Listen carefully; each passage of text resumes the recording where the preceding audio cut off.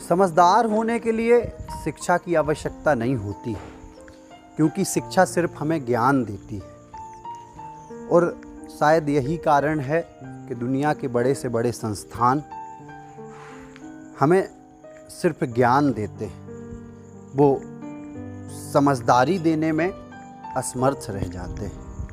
तो आइए दोस्तों, सपनों की दुनिया में आज हम सुनते हैं ऐसी ही एक कहानी, समझदारी।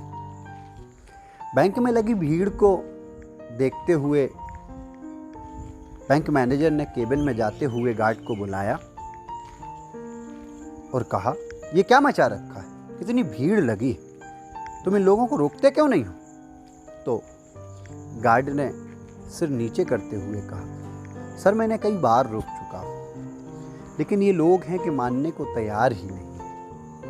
ये नोटबंदी में अपने नोट जमा करने के लिए इस तरह पागल हैं कि एक दूसरे को मरने मारने के लिए भी तैयार है। तो बैंक मैनेजर ने केबिन से बाहर निकलकर स्थिति को संभालते हुए बैंक में लगी भीड़ से अपील करते हुए कहा कि आप लोग पढ़े लिखे लोग हैं तो समझदारी का परिचय दीजिए और शांति का माहौल बनाकर रखिए। हमारे बैंक के कर्मचारी आपकी सेवा के लिए हमेशा तत्पर है और आपके सारे काम क्रम बाई क्रम किए जाएंगे। कहते हुए जैसे ही बैंक मैनेजर अपने केबिन में जाने के लिए मुड़े तो उनकी नज़र बैंक के कोने में बैठी एक वृद्ध महिला पर पड़ी। आप क्यों बैठी हो? गार्ड भैया ने बोला था तो मैं यहाँ बैठ गई हूँ।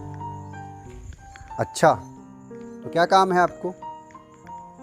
कुछ नहीं, बस ये कुछ पैसे थे जो मुझे जमा करने थे, इसलिए अपनी बारी का इंतज़ार कर रही हूँ और मेरे पैसे ज़्यादा भी नहीं हैं, इसलिए सोचा कि यहाँ बैठ जाती हूँ। जब ये लोग अपने पैसे जमा करवा लेंगे तो मैं बाद में करवा लूँगी।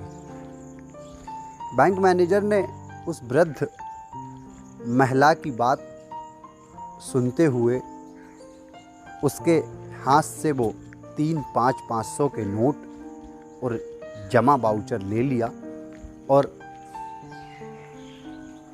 उस भीड़ को निहारने लगे जहां ऊंचे ऊंचे संस्थानों से शिक्षा प्राप्त करने वाले लोग भी खड़े हुए थे। और उस वृद्ध महिला से उस भीड़ में खड़े